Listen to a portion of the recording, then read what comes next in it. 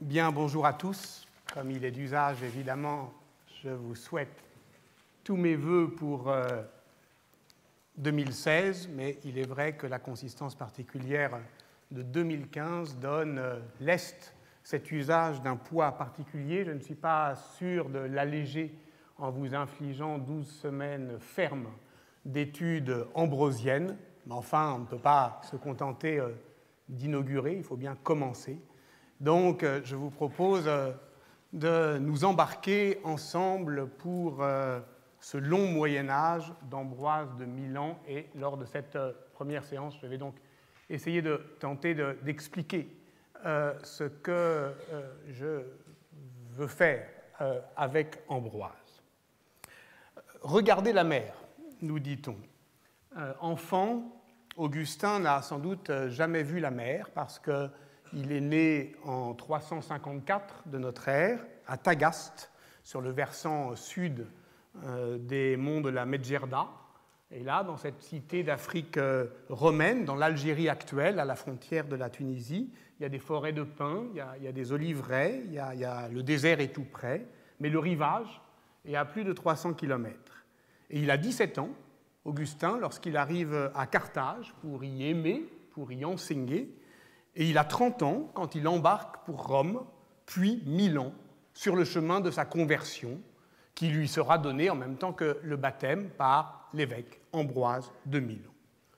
Je cite Ambroise dans les Confessions, livre 5, 15. « Le vent s'est levé, il a gonflé nos voiles, le rivage a disparu du champ de notre vision. » Augustin commença à écrire les Confessions à Hippone en 397, Hippone, Annaba, aujourd'hui en Algérie, 397, l'année de la mort d'Ambroise, évêque de Milan, qu'il avait baptisé.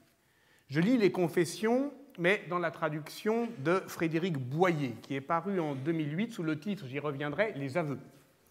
Dans sa préface, l'écrivain compare le destin de ce Maghrébin qui traverse la mer pour changer sa vie à celui moins chanceux des migrants clandestins, araga en arabe, qui n'atteindront jamais les ports européens. En 2015, Boyer a rappelé comment, de Virgile à Augustin définissant l'humaine condition comme celle de voyageurs désireux de mettre fin aux misères de l'exil, de Virgile à Augustin, donc, de l'Énéide aux Confessions, nos grands récits ont pour héros des hommes qui fuient. Ce sont eux, les fugitifs et les naufragés, qui, tels aînés échappant à la nuit de Troie en flammes et en ruines, inventent le monde que nous habitons aujourd'hui. Et il y eut aussi en 2015 ce petit livre de consolation et d'emportement qui s'appelait « Quelle terreur en nous ne veut pas finir ?» Petit livre d'une idée toute simple que Boyer nomme, page 19, son aveu, justement. Je cite, « Je ne me sens pas à l'aise, je suis embarrassé, je suis inquiété par cette pensée d'une histoire que nous aurions à protéger, d'un héritage à défendre, d'une identité en danger. Si je me permets d'évoquer en prologue de ce cours le travail poétique de Frédéric Boyer, c'est qu'il me semble être l'une des voies de la littérature contemporaine qui prend en charge la question de l'histoire, ou plus exactement l'histoire non pas comme remontée vers le passé, mais en tant que puissance de convocation qui fait venir le passé dans le présent. Telle est par exemple l'opération qu'il a proposée dans un autre livre paru en 2013, toujours aux éditions POL, qui s'appelle « Rappeler Roland » et qui ramène la figure héroïque de la chanson de Roland dans un présent, notre présent, qui est obsédé par la guerre. Cet appel d'un récit très ancien a inévitablement la force de l'invention, peut-être même de la reconstitution, ce qui a un côté, sinon troubadour, du moins romantique, qui peut exaspérer chez Boyer. Mais notons au passage que cette manière de faire de la littérature une pratique de l'hospitalité, qui consiste en somme à façonner le lieu où le passé se rappelle à notre souvenir, implique aussi une pratique de la traduction comme réciprocité. C'est-à-dire qu'un texte ancien est reçu ou accueilli dans la langue contemporaine qui se trouve, en retour, transformé par cet appel. Autrement dit, traduire un texte ancien, c'est tenter de restituer ce que l'irruption du passé fait à notre présent.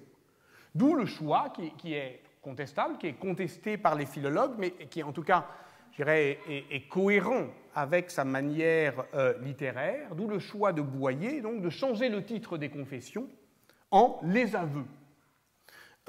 Pourquoi ? Parce qu'en un mot, dans le latin d'Augustin, confessio dit à la fois l'aveu, au sens infamant, judiciaire, et la profession de foi. C'est-à-dire qu'il s'agit de produire la vérité de son cœur par l'aveu de ses fautes. Mais un aveu franc, pas une confession sans repentir, comme chez Montaigne, mais évidemment un aveu complet. Avouer Dieu, écrit Augustin.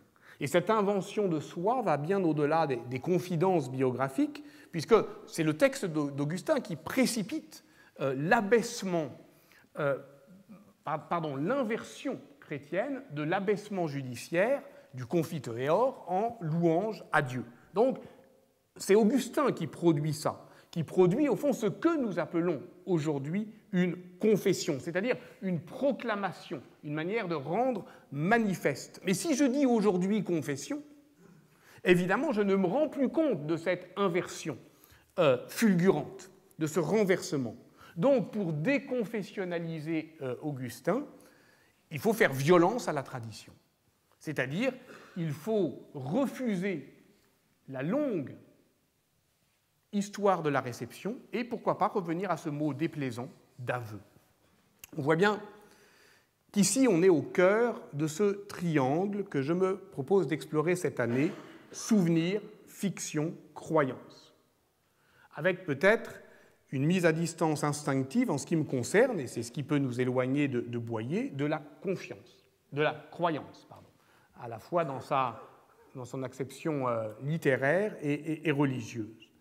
Voici donc ce dont il sera question dans ce cours. Je l'aborde pour l'instant de biais, par le flanc, presque en le frôlant, mais nous aurons tout le temps devant nous pour construire les choses, c'est-à-dire comment faire l'histoire d'un souvenir très ancien, avec peut-être l'idée ou l'arrière-pensée, disons l'ambition théorique sous-jacente, de conjoindre la sociologie contemporaine de la mémoire avec, disons, l'histoire médiévale de la memoria. Mais de ce point de vue-là, nous tenterons d'aller pas à pas. Alors, contentons-nous sur memoria, la mémoire d'Ambroise, de ce que dit Augustin dans le 10e livre de ses aveux, de ses confessions. Contentons-nous, c'est évidemment absurde, parce que le livre 10 des confessions, il est immense et matriciel, et il suffit de lire Paul Ricoeur, la mémoire, l'histoire, l'oubli, pour en saisir la déflagration. Et vous savez qu'à ce moment-là, Augustin définit la mémoire non pas comme une forteresse à défendre, mais comme un palais aux entrées multiples, aux chambres secrètes où vont s'emmagasiner les images, et surtout comme des champs ouverts, campi, des vastes étendues que l'on parcourt au galop et qui sont les espaces des conquêtes, des inventions, des disparitions. Voilà ce qui débouche sur la définition célèbre de la seule présence du présent, puisque vous savez que pour Augustin, ni le passé ni le futur n'existent, seuls existent 3 temps du présent. Le présent du passé, c'est la mémoire, le présent du présent, c'est l'observation, le présent du futur, c'est l'attente. En proposant cette année une archéologie politique du souvenir ambrosien entre mémoire et memoria, on vise donc un présent du passé, donc la mise en présence médiévale d'un passé très ancien, antérieur au Moyen Âge. Autrement dit, la disponibilité sociale d'un souvenir dans le long Moyen Âge d'Ambroise, né à Trèves vers 340, mort à Milan en 397, est devenu une ressource discursive de la fabrication des identités collectives. Alors, par où commencer ? Peut-être par ici, ou par là. Nous sommes à Milan, en 1447, devant le narthex de la basilique Sant'Ambrogio, l'ancienne Basilica Martyrum, qui est l'épicentre de l'espace monumental du souvenir ambrosien au sud-ouest de la ville, à partir duquel ce souvenir ambrosien irradie. Je vous ferai visiter tout ça, enfin, avec des PowerPoint, on va mettre les grands moyens, mais pour l'instant, on y va pas à pas. L'évêque a fait à Milan ce que Constantin fit à Rome, c'est-à-dire réinvestir d'anciennes zones funéraires qui font une couronne de sacralité autour de la ville pour, par une sorte d'occupation des sols, les fortifier du corps de ces morts exceptionnels que sont les saints martyrs, et en l'occurrence ici Saint Gervais et Saint Protée, inventés au sens médiéval en 386. Déposés sous l'autel, ils ancrent l'édifice dans l'orthodoxie catholique en même temps qu'ils le constituent comme un lieu sacré. Et le geste d'Ambroise, on le sait bien aujourd'hui, depuis notamment les travaux de Dominique Young-Aprin, ont une immense portée puisque ce qui se joue là n'est rien moins que l'invention du rituel de consécration de l'Église dans l'Occident médiéval. Gervais et Protée aimantent d'ailleurs la première inhumation ad sanctos milanaise, qui est celle d'Ambroise lui-même, qui décide la même année 386 qu'il rejoindra les martyrs qu'il a inventés dans la mort en désignant son corps, son propre corps, en le désignant comme le lieu même du sacrifice eucharistique, puisqu'il se situe sous l'autel d'or repoussé des scènes de sa vie.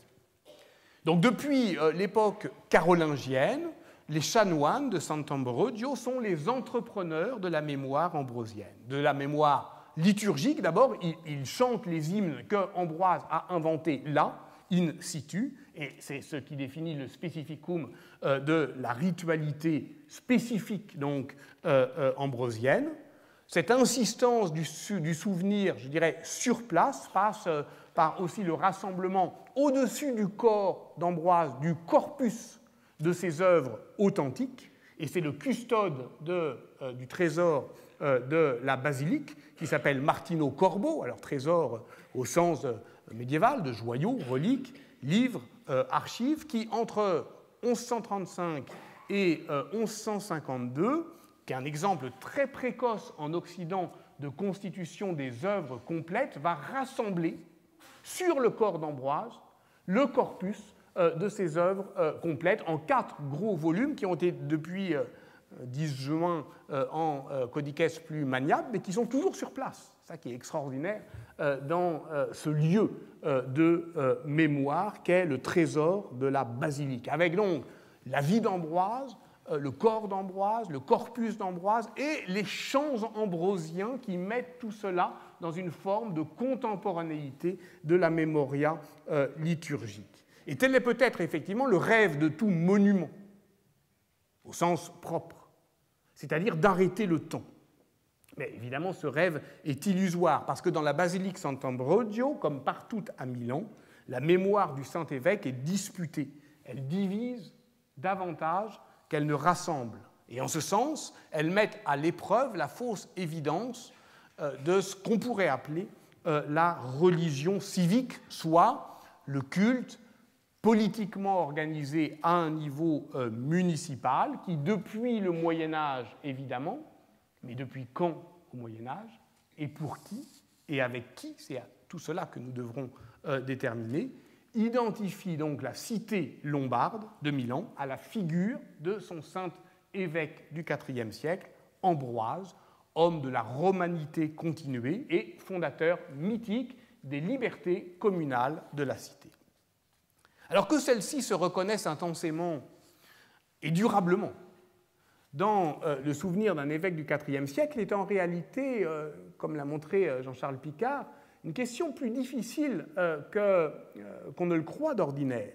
D'abord parce que la dévotion unanime à un saint évêque, c'est quelque chose d'assez banal en Gaule, mais ça l'est moins en Italie, et il faut un transfert, disons, de la spiritualité martinienne dont Sant'Ambrogio, la basilique, est le lieu pour que tout cela s'acculture en Italie. Ensuite, parce que s'approprier Ambroise, c'est quand même pas évident, puisque c'est un des saints universels de l'Église, un des 4 docteurs latins tels que le pape Boniface VIII les a définis en 1297. Et donc, comment s'approprier une figure universelle, ça pose un problème qui est un problème, au fond, qui parle aussi à nos hantises contemporaines. C'est-à-dire comment à la fois localiser de l'universel ou universaliser un point de vue particulier. Donc, nous sommes là, dans la basilique de Sant'Ambrogio, monument qui prétend arrêter le temps, mais nous y sommes en 1447, au moment où le temps s'emballe, surgit, revient. Que se passe-t-il en 1447? Un prince est mort, Filippo Maria Visconti, duc de Milan, prince terrible, prince redouté au sens machiavélien, parce qu'enfermé dans la redoute de sa forteresse, ce castello menaçant, où il se sent assiégé par ses propres cauchemars et où il est au fond pris au piège de la terreur qu'il inspire. Ce prince, donc Filippo Maria Visconti, le dernier des Visconti, meurt, et entre sa mort, le 13 août 1447, et l'entrée triomphale de Francesco Sforza, le comte d'Ottière, et son gendre, le 26 février 1450, qui impose donc une autre dynastie à Milan, celle des Sforza, s'ouvre un triennio révolutionnaire, 3 ans d'un entretemps républicain, où les élites urbaines, mais pas seulement elles, convoquent le passé communal de la cité. Il ne faut pas oublier que Milan fut la grande commune de l'Italie lombarde, celle qui a résisté aux empereurs, et même de l'Italie communale tout court au XIIe siècle. Donc convoque ce passé communal pour affirmer avec morgue que les citoyens désormais peuvent se passer de princes. Alors c'est évidemment intéressant, et on y reviendra, parce que ça prouve que le langage républicain, le langage politique républicain est, au fond, c'est là le paradoxe, la seule ressource de légitimité politique de l'Italie princière.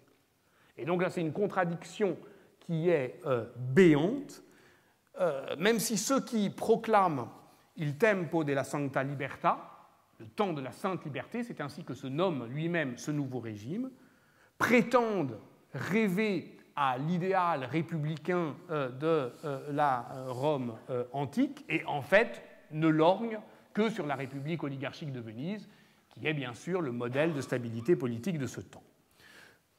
Mais ce régime, les historiens le nomment République ambrosienne, parce que ces 3 années, 1447-1450, se manifestent par une frénésie de remémoration ambrosienne qui s'amplifie à mesure que le gouvernement se radicalise. L'invocation du nom d'Ambroise devient obsédante.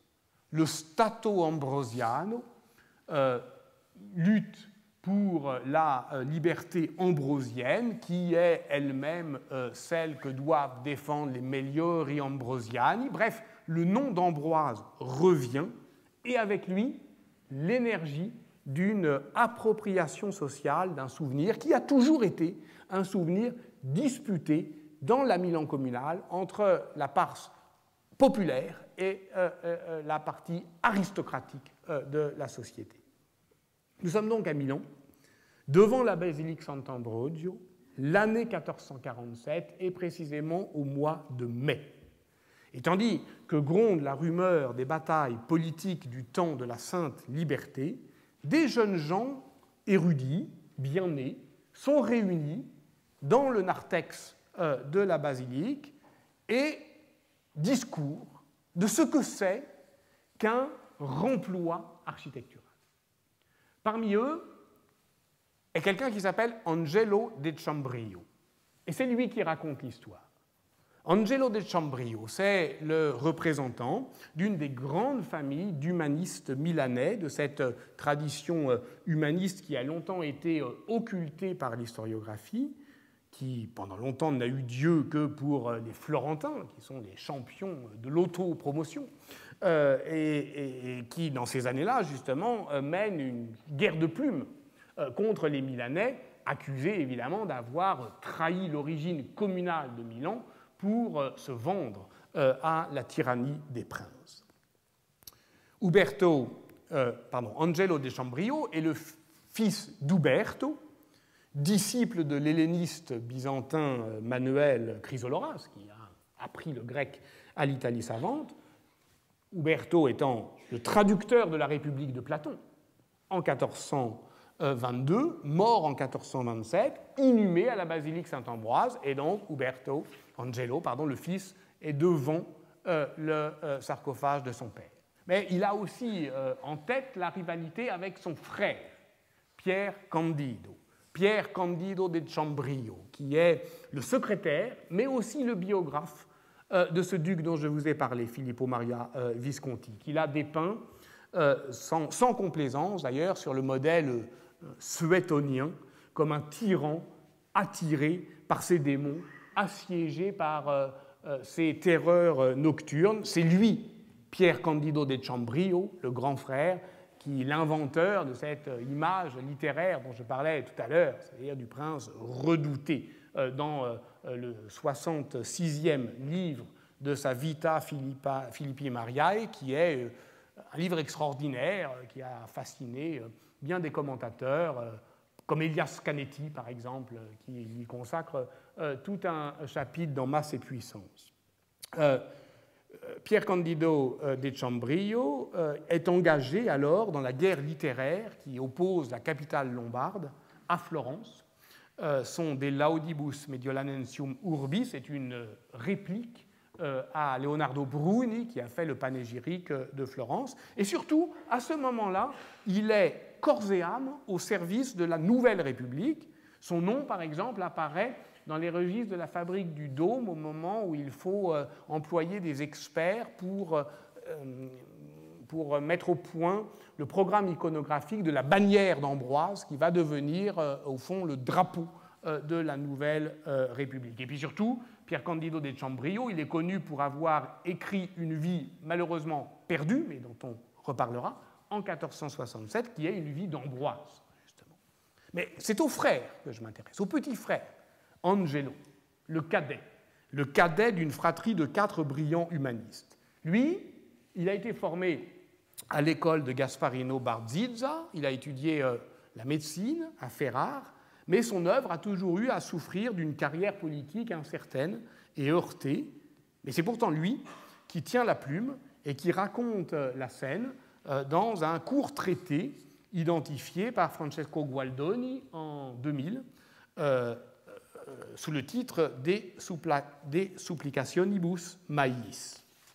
Qu'est-ce que c'est que ce manuscrit? On en connaît 3 témoins dans son premier état, un à la bibliothèque ambrosienne, un à Modène, fin du XVe, et un autre, une copie très fidèle du XVIe siècle de la bibliothèque Tribulziana à Milan. C'est un traité savant qui compare les liturgies chrétiennes aux fêtes païennes et qui compare les liturgies chrétiennes aux fêtes païennes sur la base d'amples lectures, d'abord patristiques, évidemment, mais aussi antiques. Notamment, Angelo de Chambrio a lu Diodore de Sicile, qui n'a pu le lire qu'en grec, puisque Diodore de Sicile n'est traduit que par le Poge, mais plus tard. Et dans son prologue, l'humaniste rapporte donc cette scène, qui m'arrête, qui est censée se dérouler au mois de mai 1447. Il est avec ses condisciples devant la basilique antique et discourt sur ce qu'il voit. Parmi les nombreux éléments qui sont remployés dans l'architecture médiévale, certains décrits dans le texte peuvent être identifiés comme le serpent de Moïse, qui est en fait une sculpture hellénistique juchée sur une colonne de la nef centrale qu'on peut voir toujours et qui aurait été ramenée à Milan depuis Constantinople par l'archevêque Arnolfo, deuxième du nom, en 1004.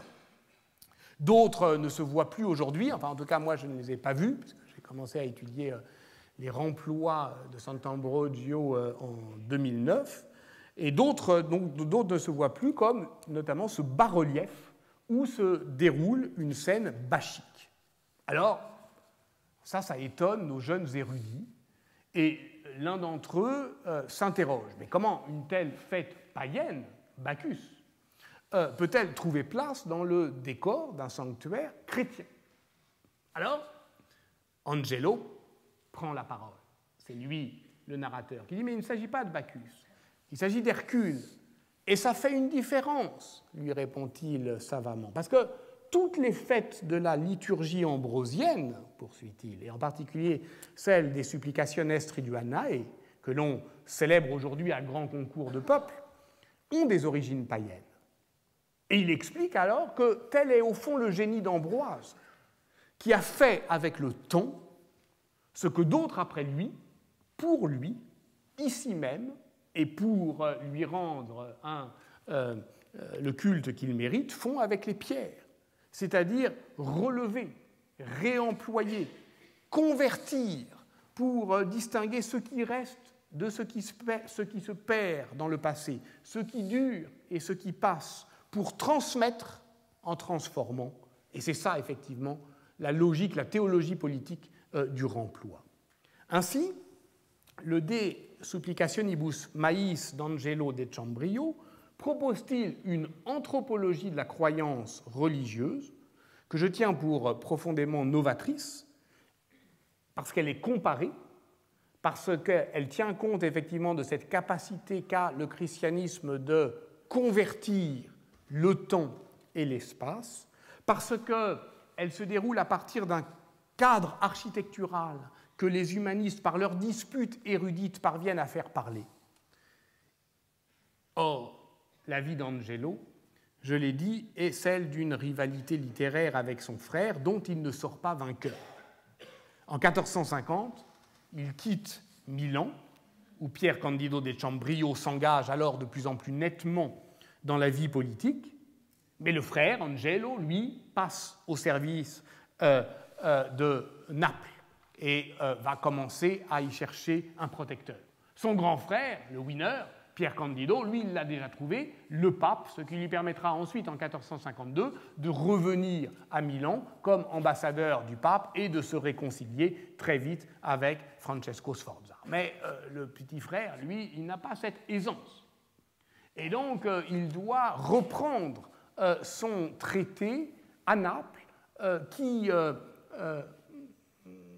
parlait d'Ambroise et en parlait de manière un peu trop fervente, un peu trop enthousiaste. Pourquoi doit-il le reprendre? Parce qu'à ce moment-là, justement, le nom d'Ambroise est compromis par l'usage politique qu'en ont fait les défenseurs de la Sainte Liberté, ceux de la République ambrosienne. Et parce qu'à ce moment-là, les Sforza et toute l'Italie princière travaillent sinon à oublier Ambroise, du moins à éteindre ce que son nom portait de charge explosive ou de le neutraliser. Alors en 1453, il reprend son manuscrit pour euphémiser la référence ambrosienne.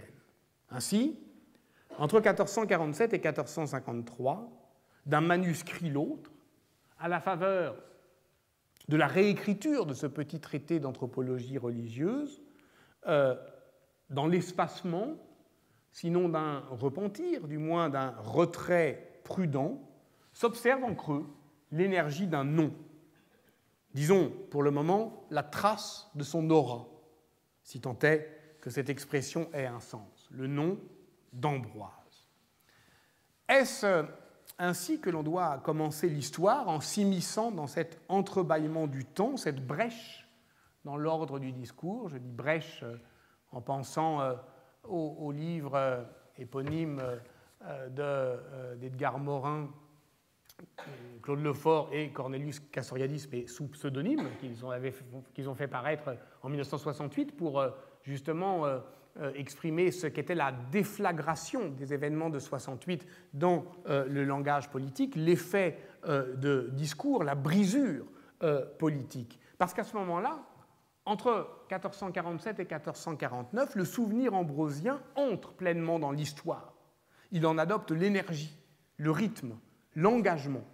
Et à ce moment-là, à partir de cette brèche dans le discours sagement lissé de la religion civique, on peut voir ce qui était occulté auparavant. Dans cet entrebâillement, justement, on peut en dire ce que le cardinal de Retz proclamait, il est vrai avec un peu d'emphase, du temps de la Fronde. Je cite, « Le peuple entra dans le sanctuaire, il leva le voile qui doit toujours couvrir tout ce que l'on peut dire et tout ce que l'on peut croire du droit des peuples et de celui des rois qui ne s'accordent jamais si bien ensemble que dans le silence. » Une brèche est ouverte, un discours s'y engouffre, on y voit ce qui demeurait caché, et ce que j'ai cru y voir pour ma part, c'est une disponibilité du souvenir ambrosien à une appropriation sociale qui est, je dirais prudemment pour l'instant, préférentiellement populaire. Et pourquoi? D'où ça vient? Qu'est-ce qui autorise dans la vie ou dans les écrits d'Ambroise cette réappropriation énergique? C'est évidemment la question qui peut surgir à ce moment où le vernis, notamment de la captation seigneuriale du souvenir d'Ambroise, craque, mais il craque parce qu'il ne résiste plus à l'épreuve abrasive du présent, qui décape le passé de tous les énoncés qui viennent, au fond, le surcharger, et qui permet la surgie de l'événement ambroise. Je ne sais pas encore si c'est ainsi qu'il faut commencer, mais je me souviens que c'est comme ça que, personnellement, j'ai commencé. C'est en tentant de comprendre le sens de cette référence du passé ambrosien au moment où l'État princier se défait que j'ai conçu le procès d'une histoire rétrospective du souvenir de saint Ambroise.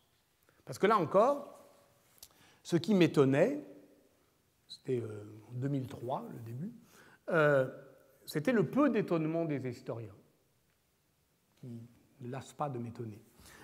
Quoi de plus banal pour eux, en effet, que, disons, le saint compense la défaillance des princes. C'est vieux comme un khmar. Au fond, puisqu'on est dans un moment d'incertitude politique, alors chacun va se raccrocher à son doudou, j'allais dire, c'est-à-dire à son totem, c'est-à-dire pour... donc chacun son saint. Pour Pavie, c'est la République de San Siro. Pour Côme, on se range sous la bannière de Sant'Abbondio. Et pour Milan, c'est saint Ambroise qui peut largement resservir. Et tout est, au fond, cohérent avec l'idée que l'on se fait de la religion civique comme une mémoire unifiante dans laquelle une cité peut, ensemble, unanimement, douillettement, se nicher. Je suis donc parti de ce point de répulsion au XVe siècle, c'est-à-dire, si j'ose dire, mon siècle, celui où j'ai depuis quelque temps planté ma petite prose historienne. Vous savez, on attribue à Marc Bloch la citation célèbre « L'homme est le fils de son temps aussi bien que son père ».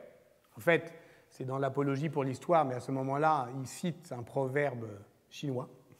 Et plus juste, en tout cas, ou plus précise, est, me semble-t-il, la réflexion de Siegfried Kracauer dans ce livre extraordinaire qu'est l'histoire des avant-dernières choses, qui est paru de manière posthume en 1969, qui a été traduit en français en 2006, et je cite, l'historien, en réalité, écrit-il, l'historien est le fils d'au moins deux époques, la sienne et celle qu'il étudie. Voyager de l'une à l'autre est son risque et sa liberté. Il chemine du présent vers son aujourd'hui, moins comme un touriste que comme un exilé. Et pour ma part, je sais que mon aujourd'hui est machiavélien, qui se trouve quelque part dans le XVe siècle, à partir duquel je peux tenter le périple vers des passés plus anciens. Et ce mouvement est donc archéologique, qui creuse le temps depuis ses affleurements mémoriels les plus récents. Mais vous comprenez qu'il vise moins l'empilement sage, ordonné, stable, étagé des durées, à la manière de Fernand Braudel, que les veines obliques de la mémoire, telles qu'elles furent par exemple explorées dans ce grand livre d'histoire globale Le carrefour javanais, 1990, de Denis Lombard. Vous savez, dans ce livre, Denis Lombard veut comprendre une île aujourd'hui, Java. Mais, comme le dit Carlo Ginzburg, nulle île n'est une île. Donc pour comprendre sa spécificité, il faut la saisir au large. Et donc, pour saisir Java, il faut accepter de reculer. Mais jusqu'où? On verra. Si c'est effectivement dans les grandes villes européennes, alors on va reculer jusqu'à l'histoire de la colonisation au XIXe siècle. Si c'est pour comprendre le cosmopolitisme portuaire, alors il faudra aller plus loin, jusqu'au XVe siècle, jusqu'au moment où ce que Denis Lombard appelle le stimulus islamique a effectivement littoralisé les pouvoirs. Mais si on va effectivement au cœur de Java, dans cette riziculture de droit divin qui fait de l'État une forme de mandala, alors effectivement, il faudra encore aller beaucoup plus loin. Donc, par conséquent, en adoptant la démarche régressive depuis cet aujourd'hui de l'histoire ambrosienne que je vais placer pour l'instant au XVe siècle, on ne peut pas décider à l'avance jusqu'où ça va nous mener. Il faut descendre dans les veines en pente douce, et on atteint des seuils, on atteint des butées du souvenir. On voit bien que ça se cristallise à certains moments. On va en parler de tout ça. Ça se cristallise évidemment à l'époque seigneuriale, je l'ai dit. Ça se cristallise, je régresse, dans l'administration du souvenir de l'Italie communale. Ça s'invente aussi dans une large part à l'époque carolingienne. On peut dire que l'invention de la tradition ambrosienne, elle n'est pas antérieure au 8e siècle.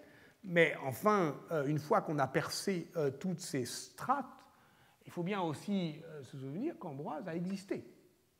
Et qu'on ne peut pas se contenter de faire l'histoire successive des Ambroises imaginaires, c'est-à-dire de ce bricolage mémoriel par lequel une société s'invente à chaque moment de son histoire le fondateur dont elle a besoin.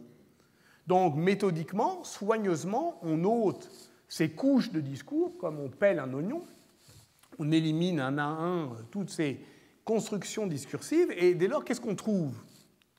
C'est la question, par exemple, que pose Jacques Le Goff dans son Saint-Louis, grand livre d'histoire par son mouvement même, lent, majestueux, répétitif aussi, de sa construction-déconstruction.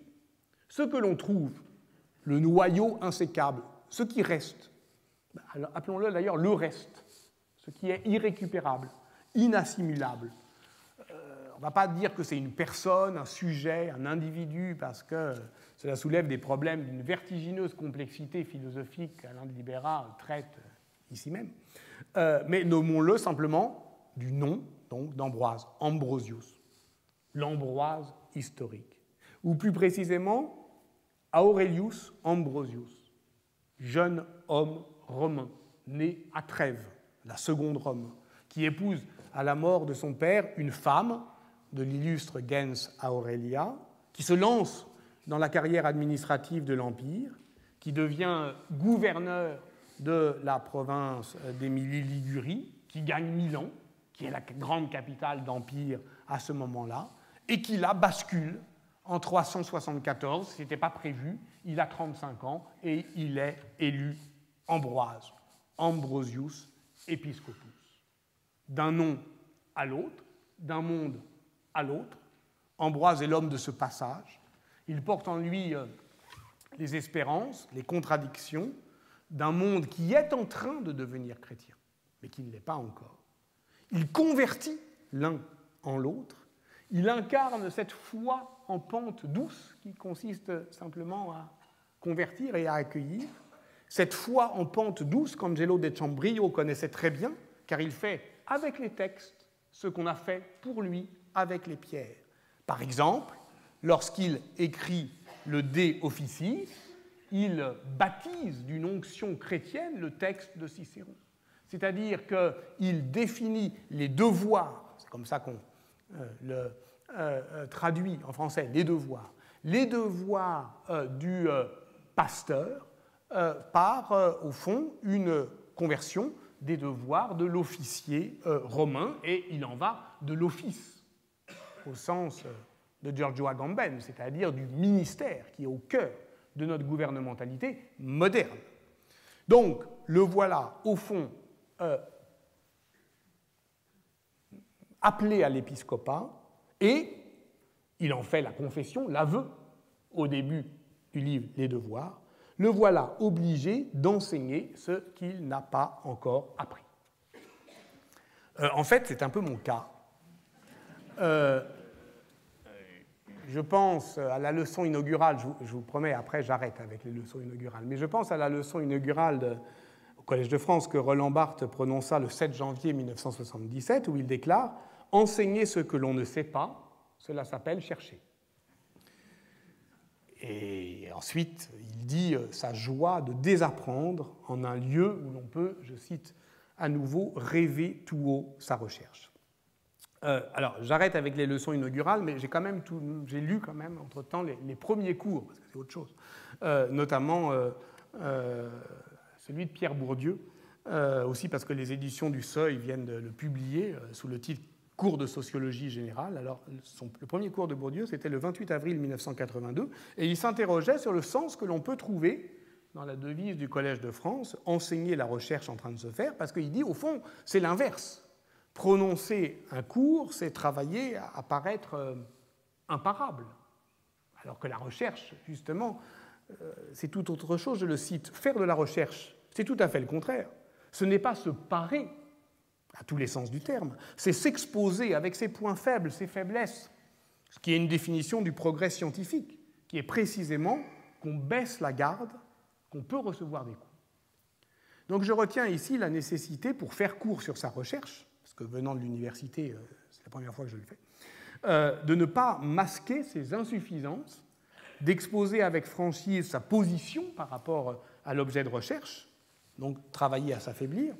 Et donc je dirais alors ceci, depuis mon premier article sur la question, qui est paru en 2003, la question aubrosienne, je n'ai cessé de faire progresser l'enquête archéologique par recul successif, en m'éloignant de mon aujourd'hui du XVe siècle, qui est tout banalement mon domaine de compétence. Et donc j'en venais à manier des périodes, l'Antiquité tardive, des bibliographies, les études patristiques, des objets, les hymnes, des méthodes, la liturgie, non seulement qui ne sont pas les miens, mais qui ne seront jamais les miens. Je peux travailler à comprendre, à lire et comprendre ce que les spécialistes en disent, mais certainement pas à produire moi-même cette littérature érudite exigeante. Alors, il y a un moment où, effectivement, il y a un seuil. Donc, j'ai poursuivi en proposant mes premiers résultats, encore très vulnérables, à la discussion académique. C'était un dossier d'HDR en 2009, voilà, je vous dis tout. Et puis ensuite, après, il y a eu un programme collectif qui a été coordonné à l'École française de Rome par Stéphane Giovanni et moi-même, et qui a donné lieu à un livre publié en 2015 sous le titre « La mémoire d'Ambroise de Milan, usage politique d'une autorité patristique en Italie, 5e, 18e siècle », qui là est le moment collectif, érudit, transdisciplinaire. Et puis désormais, je pense que le temps est venu de ressaisir cette histoire, de lui donner une forme. Toujours cette articulation à chercher entre érudition et imagination. Et j'en suis là aujourd'hui. Et je me présente devant vous avec une seule question à laquelle je n'ai pour l'instant pas de réponse, mais dans 12 semaines peut-être. Comment raconter cette histoire? C'est-à-dire dans quel ordre? Puis il y a autre chose que le chercheur doit avouer au sens d'Augustin lorsqu'il expose sa position de recherche. C'est le lien affectif ou émotionnel qu'il entretient avec son objet. Je peux dire les choses simplement, et là encore, cela m'éloigne d'un auteur comme Frédéric Boyer. En m'approchant d'Ambroise, comme lui d'Augustin, je ne frôle rien d'intime ni d'intense, en tout cas ni souvenir, ni fiction, ni croyance. Je m'approche de ma zone d'incompétence, mais aussi d'indifférence. Ça ne me fait rien. C'est intéressant, enfin, oui, je pense, non, intéressant, je ne sais pas, mais enfin, en tout cas utile de le dire. Par exemple, lorsque je m'échinais à tenter de comprendre quelque chose à la spécificité liturgique du rite ambrosien, c'est dont je vous parlerai doctement dans quelques semaines, je tombais sur cette remarque de l'un de ses plus éminents spécialistes, qui s'appelle Achille Triaca, et en 1990, ce n'est pas au Moyen-Âge qu'il écrivait ça, Il disait, pour expliquer les incertitudes de sa discipline, il déplorait le fait que les catalogues des livres liturgiques ne soient pas toujours rédigés par des, je cite, studiosi ambrosiani, parce qu'il leur manque inévitablement de respirer l'air du mysterium. Alors qu'est-ce que ça veut dire des studiosi ambrosiani? Ça ne veut pas dire seulement des Milanais. Ça veut dire sans doute aussi des catholiques milanais, et qui sont évidemment tout à fait persuadés de la spécificité du catholicisme milanais. Il y a une revue qui s'appelle Archivio Ambrosiano. Qu'est-ce que ça veut dire Archivio Ambrosiano? Ça veut dire Ambroise lui-même, mais aussi le temps d'Ambroise, mais aussi l'église d'Ambroise jusqu'à aujourd'hui, mais aussi l'église de Milan en tant, l'histoire de Milan jusqu'à aujourd'hui, en tant qu'on la pense, disons, d'un point de vue religieux. Donc, vous voyez que la question de savoir qu'est-ce qu'ambrosien veut dire est une question sérieuse. Et une question qui se pose depuis le Moyen-Âge. Au fond, c'est bien avec la certitude, somme toute assez peu coupable, de n'être jamais ambrosien, que je me risquerais à dissiper l'aura de ce nom. De l'aura, le nom d'ambrosien a en effet la consistance nébuleuse et envahissante. Elle désignait originellement une manière de chanter les hymnes. Le terme d'ambrosien s'applique dès le 7e siècle à l'ensemble de la liturgie, comme l'a montré Cesare Alzati. Et puis 2 siècles plus tard, en 881, mais là je cite l'autre grand spécialiste, Enrico Cataneo, le pape Jean VIII évoque une ambassade de citoyens milanais comme une légation de l'Église ambrosienne, donc des hymnes à la liturgie, de la liturgie à l'Église, et ensuite l'expression Ecclesia Ambrosiana devient courante au XIIe siècle, et puis ensuite c'est la commune au XIIIe siècle qui devient ambrosienne. Bref, c'est bien de cela dont il s'agit.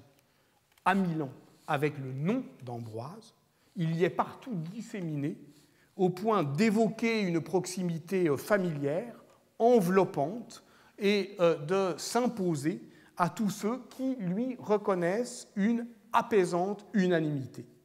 Mais il ne faut pas s'y tromper. Ce qui est en cause, c'est évidemment une configuration de pouvoir qui devient presque imperceptible en son étonnante longévité, qui se donne à voir pour demeurer distante, et le nom d'Ambroise ne désigne donc rien d'autre que cette indétermination, une nuée de sens incertains qui s'insinue et nous domine. Donc, dissiper l'aura d'un nom propre, tel pourrait être, oui, l'intitulé de cette première leçon. Bon, voilà, 10 minutes avant la fin, c'est pas mal de trouver le titre. Parce que, au fond, la question qui se pose, c'est celle du nom propre. À la fin de sa vie de Giotto, Vasari reproduit l'épitaphe que l'humaniste policien composa en 1490 pour le mausolée érigé dans la cathédrale de Florence, de celui qui, dit-on, avait, près de 2 siècles auparavant, inventé l'idée même de Renaissance. Et voilà cette épitaphe. « Enfin, je suis Giotto. Est-il besoin d'en dire davantage? Ce nom vaut un long poème. » Carmen, dans l'inscription latine, entendez à la fois poème, éloge et chant. Ce qui chante en lui, dans ce nom, c'est l'éloge de l'art tout entier. Un air si entêtant, en somme, qu'il est impossible de ne pas le fredonner à son tour. Donc dès lors, l'historien a toujours affaire avec l'arrogante souveraineté du nom propre, qui s'insinue et qui domine, qui court plus vite que lui, qui produit ses justifications et ses implications bien plus rapidement qu'il ne peut, lui, l'historien, en contrôler les effets. C'est très exactement, d'ailleurs, cela dont il était question précisément dans cet article de Pierre Bourdieu qui s'appelle « L'illusion biographique ». Donc beaucoup connaissent le titre, mais l'utilisent même, mais au fond ont oublié, enfin je pense, comme souvent chez Bourdieu, ça repose sur quelque chose de très précis.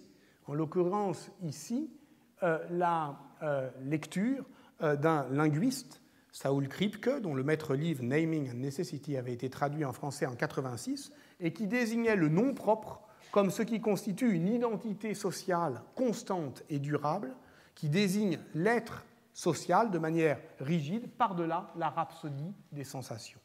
Autrement dit, à chaque moment de son existence, un individu pourrait devenir autre qu'il est, et pourtant, son nom propre le ramène à l'invariance obstinée de ses devenirs possibles. Et voilà pourquoi l'histoire a toujours affaire avec l'arrogante souveraineté du nom propre, parce qu'elle porte en elle, au fond, le destin réalisé et, je dirais, la manière de rétrécir, d'étrécir l'éventail des possibles.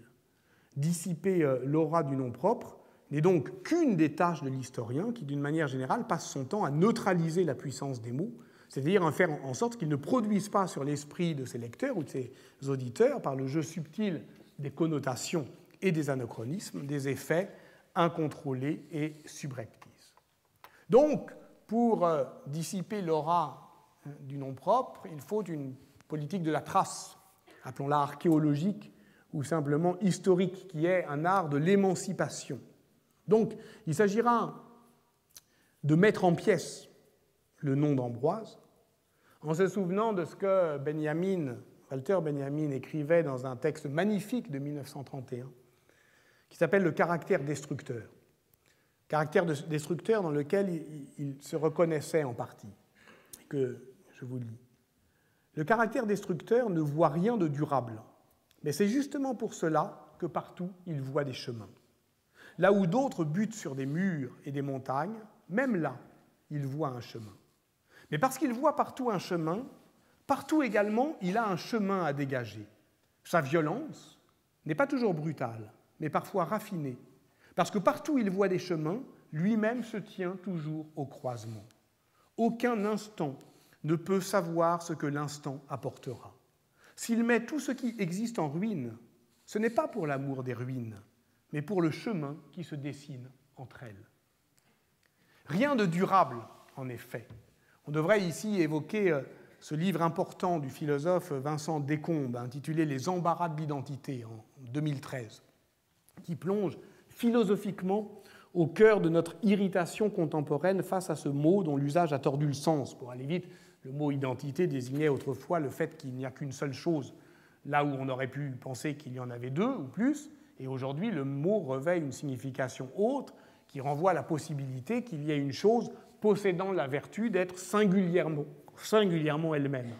Et voilà pourquoi nous avons des controverses sur les identités collectives. Or, la participation à une tradition historique, écrit Vincent Descombes, je le cite, requiert un exercice de l'imagination au sens d'une faculté d'invention et de conception. On ne peut pas se contenter de recevoir une tradition comme une sorte de legs. Pour parler la même langue que ses ancêtres, il faut la réinstituer, la recréer. Et cela veut dire qu'elle ne peut être transmise sans être en même temps altérée, renouvelée, transformée. Fin de la citation. Et dès lors, on comprend que historiciser n'est pas détruire. Il est faux de croire qu'en arrachant quelque chose à l'intemporalité, et par conséquent en l'exposant à l'histoire, on la révoque. En fait, si on la déchoit de sa supposée permanence, l'identité ne se fragilise pas. Simplement, elle tombe entre nos mains.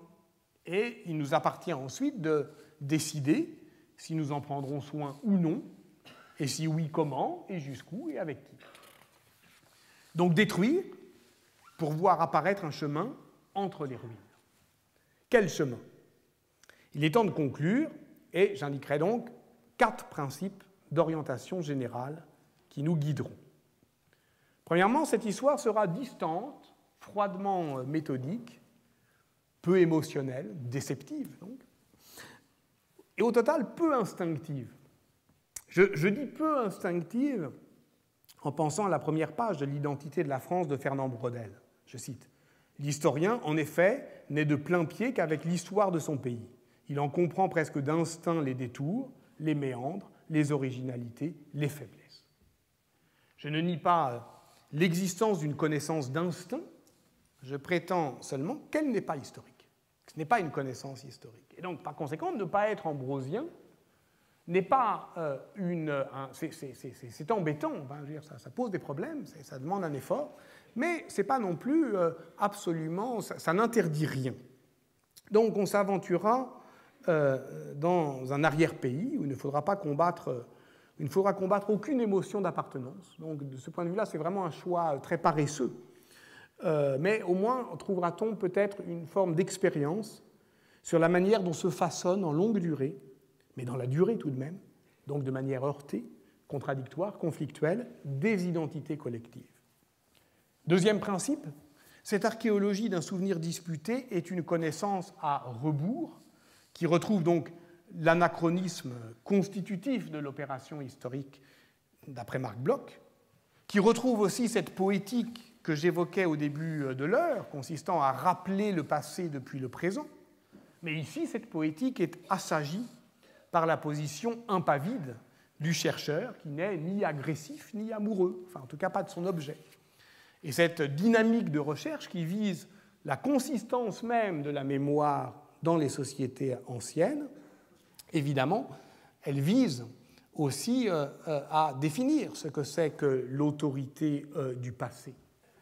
Si dans la société médiévale, le passé a autorité sur le présent, cette autorité n'est ni immuable ni indiscutable, parce qu'elle repose précisément sur une lecture du passé qui ne se peut faire qu'à l'épreuve du présent. Mais la mise en œuvre narrative ne doit pas nécessairement épouser la dynamique de la recherche.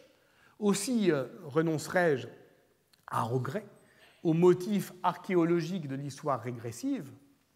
L'histoire régressive, au fond, est un rêve toujours déçu parce que personne ne peut écrire à l'envers.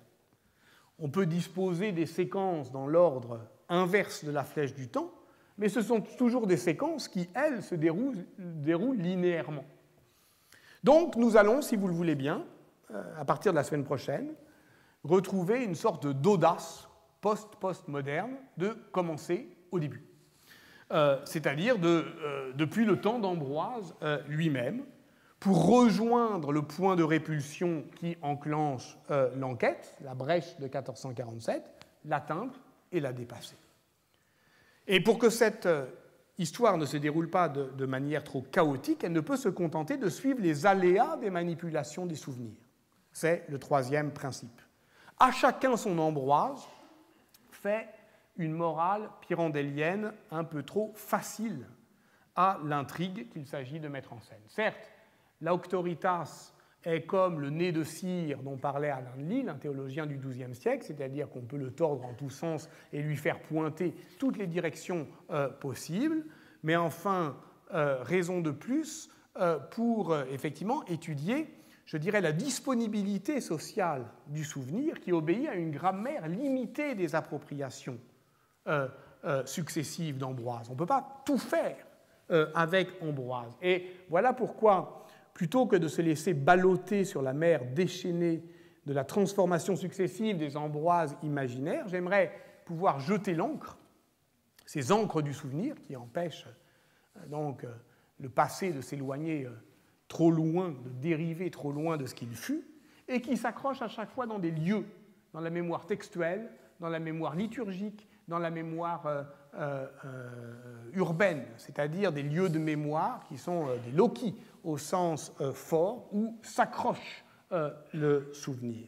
C'est-à-dire, au fond, chercher le reste, exactement comme dans un remploi, dans la théologie du remploi, donc du christianisme, qui est défini très tôt par une lettre du pape Grégoire le Grand à Mellitus en juillet 610 au sujet de l'évangélisation des anglo-saxons. Qu'est-ce qu'on va faire de ces temples païens ? S'ils sont bien construits, dit le pape à l'évêque Mellitus, vous les gardez et vous les convertissez. Mais évidemment, ce réemploi va laisser du reste, parce que tout n'est pas assimilable. Et ce reste, c'est ce qui peut revenir, c'est le passé qui ne passe pas et qui permet de discriminer l'héritage. Donc il y a toujours de la perte dans le processus du remploi, et ce qui est inconvertible menace toujours de faire retour. Ce reste, je l'ai dit, c'est la personne d'Ambroise.